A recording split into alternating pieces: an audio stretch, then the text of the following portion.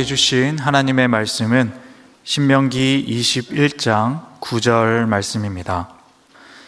너는 이와 같이 여호와께서 보시기에 정직한 일을 행하여 무죄한 자의 피 흘린 죄를 너희 중에서 제할지니라. 아멘.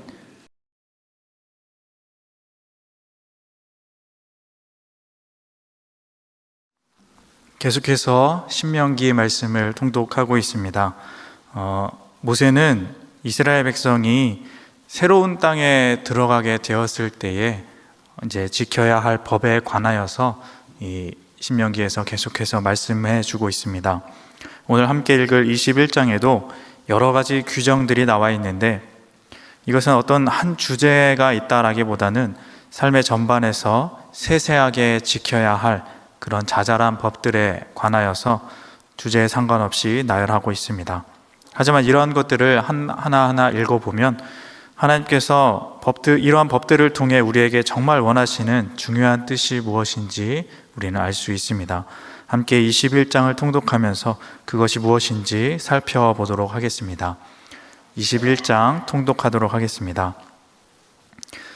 내 하나님 여호와께서 내게 주어 차지하게 하신 땅에서 피살된 시체가 들에 엎드러진 것을 발견하고 그 쳐 죽인 자가 누구인지 알지 못하거든 너희의 장로들과 재판장들은 나가서 그 피살된 곳에 사방에 있는 성읍의 원군을 들 것이요, 그 피살된 곳에서 제일 가까운 성읍의 장로들이 그 성읍에서 아직 부리지 아니하고 멍에를 매지 아니한 암송아지를 취하여 그 성읍의 장로들이 물이 항상 흐르고 갈지도 않고 씨를 뿌린 일도 없는 골짜기로 그 송아지를 끌고 가서 그 골짜기에서 그 송아지의 목을 꺾을 것이요, 레위 자손 제사장들도 그리로 갈지니 그들은 내 하나님 여호와께서 택하사 자기를 섬기게 하시며 또 여호와의 이름으로 축복하게 하신 자라.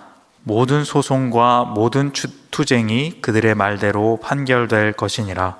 그 피살된 곳에서 제일 가까운 성읍의 모든 장로들은 그 골짜기에서 목을 꺾은 암송아지 위에 손을 씻으며 말하기를 우리의 손이 이 피를 흘리지 아니하였고 우리의 눈이 이것을 보지도 못하였나이다.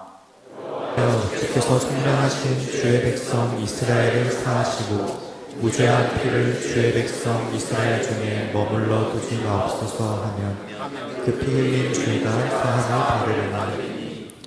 너는 이와 같이 여호와께서 보시기에 정직한 일을 행하여 무죄한 자의 피 흘린 죄를 너희 중에서 제할지니라. 내가 나가서 적군과 싸울 때에 내 하나님 여호와께서 그들을 내 손에 넘기심으로 내가 그들을 사로잡은 후에 내가 만일 그 포로 중에 아리따운 여자를 보고 그에게 연연하여 아내를 삼고자 하거든 그를 내 집으로 데려갈 것이요, 그는 그 머리를 밀고 손톱을 베고 또 포로의 의복을 벗고 내 집에 살며 그 부모를 위하여 한 달 동안 애곡한 후에 내가 그에게로 들어가서 그의 남편이 되고 그는 내 아내가 될 것이요, 그 후에 내가 그를 기뻐하지 아니하거든 그의 마음대로 하게 하고 결코 돈을 받고 팔지 말지라. 내가 그를 욕보였은즉 종으로 여기지 말지니라. 어떤 사람이 두 아내를 두었는데 하나는 사랑을 받고 하나는 미움을 받다가 그 사랑을 받는 자와 미움을 받는 자가 둘 다 아들을 낳았다 하자. 그 미움을 받는 자의 아들이 장자이면 자기의 소유를 그의 아들들에게 기업으로 나누는 날에 그 사랑을 받는 자의 아들을 장자로 삼아 참 장자 곧 미움을 받는 자의 아들보다 앞세우지 말고 반드시 그 미움을 받는 자의 아들을 장자로 인정하여 자기의 소유에서 그에게는 두 몫을 줄 것이니 그는 자기의 기력의 시작이라. 장자의 권리가 그에게 있음이니라.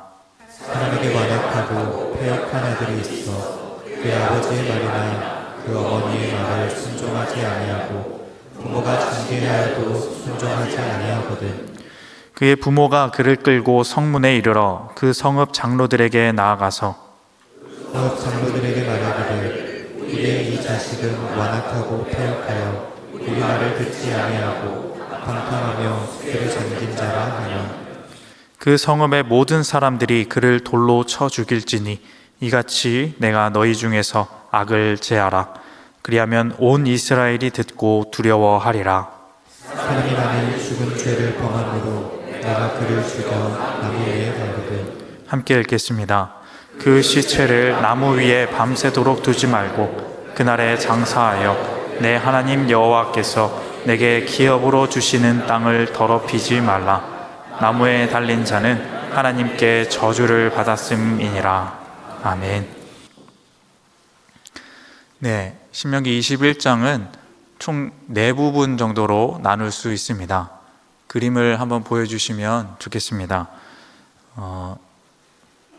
네, 준비가 되었으면 1절부터 9절까지는 미해결 살인에 대한 규례이고 10절부터 14절까지는 포로를 아내로 삼을 때 규례입니다. 그리고 세 번째로 15절부터 17절까지는 두 아내와 장자권에 대한 규정이고 네 번째로는 패역한 아들에게 내리는 법, 그리고 마지막에 추가로 나무에 달린 사형수에 관한 이야기가 있습니다.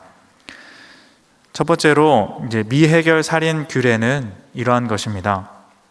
어떤 사람이 죽임을 당했는데 누가 죽였는지 전혀 알 수 없을 때, 그때는 어떻게 해야 하는가? 이것은 아무도 책임이 없으니까 그냥 내버려 두는 것이 아니라 어떻게 해서든지 책임을 져라 하는 것입니다. 그래서 가장 가까운 그 성읍에, 그 성의 주민 전체가 그 일을 책임지고 공동으로 대속합니다. 성읍의 장로들이 암송아지를 끌고 골짜기로 가서 목을 꺾어 대신 희생을 치릅니다. 그리고 우리는 이 죄에 관하여서 무관합니다. 우리의 죄를 이 죄를 용서해 주세요라고 맹세하고 용서를 구하는 기도를 드리는 것입니다. 이 법의 의미는 미해결 살인 사건이 있으면 그냥 암송아지 죽여서 끝내면 된다라는 그런 법을 만든 것이 아니라 무죄한 자의 죽음은 아무도 책임이 없더라도 공동으로라도 누구라도 책임을 져야 한다라는 그런 의미를 담고 있습니다. 인간의 생명은 누구라도 귀중하고 그 값을 치러야 한다라는 말입니다. 여기서 송아지의 죽음은 모든 인간의 죄를 위해 죽음으로 대속하신 예수 그리스도를 상징하며 그 사랑의 뜻이 인간을 향한 하나님의 뜻임을 이 법을 통해서 알려주고 있는 것입니다. 두 번째는 포로를 아내로 삼는 규정입니다. 전쟁에서 데려온 포로 중에 그 포로 중에 여인을 자기 아내로 삼으려 한다면 그를 집으로 데려가서 단정하게 꾸미고 그의 부모를 위해 한 달 동안 애곡하게 하라라고 합니다. 그 후에야 그를 아내로 삼을 수 있습니다. 아내로 삼은 뒤에는 이제는 더 이상 포로가 아니기 때문에 다른 사람에게 돈을 주고 팔 수 없습니다. 그러니까 포로였지만 막 대해도 되는 것이 아니라 이제는 사람으로서 마땅히 지켜야 할 도리, 인의를 지켜야 한다 하는 하나님의 규정입니다. 두 아내와 장자권 규정도 마찬가지입니다. 두 아내가 있는데 한 아내는 사랑을 받고 또 다른 한 아내는 미움을 받습니다. 미움을 받는 아내의 아들이 둘 다 아들을 낳았는데 미움을 받는 아내의 아들이 장자이면 그 장자권을 사랑받는 아내의 아들에게 주지 말고 그대로 그 원래 장자를 미움받는 아들을 장자로 삼아서 그에게 소유를 두 몫으로 물려줘야 한다 하는 법입니다. 누구든지 차별하지 말고 원래대로 줄 것을 주어라. 미움받은 만큼 받을 것을 받게 해라 하는 것입니다. 네 번째로 패역한 아들이 있습니다. 방탕하여서 술에 잠겨 살며 부모를 거역합니다. 이 아들이 죽일 죄를 진 것 같지는 않지만 하나님은 그를 끌고 가서 모두가 돌로 쳐 죽여라 합니다. 낳아준 부모를 거역하는 것, 이 또한 사람으로서 하지 말아야 할 일입니다. 이것이 하나님이 바라시는 사람됨이라는 것입니다. 맨 마지막으로 짧은 구절이 있는데 나무에 달린 자에 관한 이야기입니다. 나무에 달린 자는 저주를 받은 자입니다. 그는 모든 저주를 한 몸에 받았기에 땅을 더럽히지 않도록 그날에 바로 장사해야 한다 합니다. 예수님도 나무에 달리셨을 때 그날 바로 장사되셨죠. 이것은 매우 상징적인 의미를 담고 있습니다. 예수님은 온 인류의 모든 죄를 지고 나무 위에서 홀로 저주를 받으셨기에 우리에게 대속함의 은혜가 있게 되는 것입니다. 저주는 무서운 것이지만, 피해야 하는 것이지만 우리에게는 역설적으로 그것이 은혜가 된 것입니다.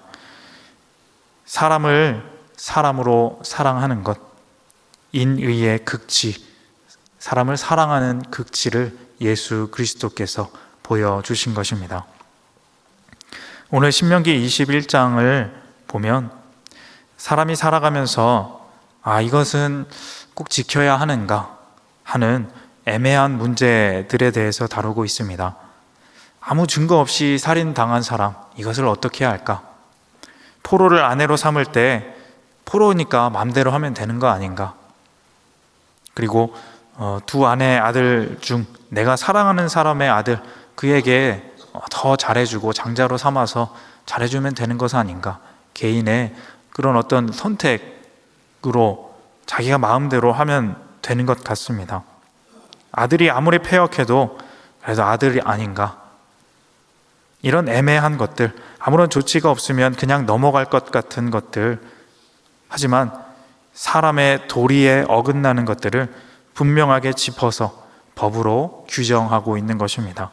결국 사람의 도리를 지키는 것, 사람을 사람답게 대하고 그에 맞게 행하도록 하는 것, 이것이 여호와께서 보시기에 정직한 삶이고 하나님이 원하시는, 우리에게 원하시는 삶이라 하는 것입니다. 하나님은 인류를 창조하시고 그의 나라를 만들어 가실 때 사람은 서로 간의 의가 지켜지는 고등한 인류가 되기를 원하셨습니다. 동물처럼 자기 자신만 생각하며 이기적으로 사는 것이 아니라 서로를 돌보며 지킬 것을 지키고 배려할 것을 배려할 줄 아는 것, 사람답게 사는 것, 그게 하나님이 원하시는 하나님의 나라였던 것입니다. 이것이 바로 거룩한 삶, 성결한 하나님의 백성의 삶인 것입니다. 오늘 함께 말씀을 대하는 사랑하는 성도님 여러분, 하나님의 나라를 살아가시기를 바랍니다. 그냥 사니까 사는 것이 아니라 생명의 구원을 얻었다고 그냥 막 살아도 되는 것이 아니라 하나님이 원하시는 삶이 무엇인지 고민하고 그 삶을 살아가시는 우리 모두가 되시기를 바랍니다. 여호와께서 보시기에 정직한 삶, 서로 다른 사람의 입장을 생각해 주며 배려해 줄 줄 아는 삶, 약한 이를 돌볼 줄 알고 잘못에는 책임을 질 줄 아는 삶, 그러한 사랑의 나라, 하나님의 나라를 만들어가며 살아가시는 우리 모든 귀한 성도님들의 삶 다 되시기를 주님의 이름으로 소망합니다. 기도하겠습니다. 하나님 아버지 감사합니다. 우리를 이 땅에 창조하시고 하나님 백성으로 삼으시고 하나님 나라를 이루기를 원하시는 하나님, 우리가 그 말씀 따라 살기를 원합니다. 예수님처럼 가난한 자들, 소외받는 자들, 도움이 필요한 연약한 자들에게 사랑을 전하는 하나님의 사람이 되게 하여 주옵소서. 책임이 있다면 그 책임을 무겁게 감당할 줄 아는, 사람의 인의를 감당할 줄 아는 예수님 닮은 삶 살며 하나님의 나라를 만들어가게 하옵소서. 예수님의 이름으로 기도합니다. 아멘.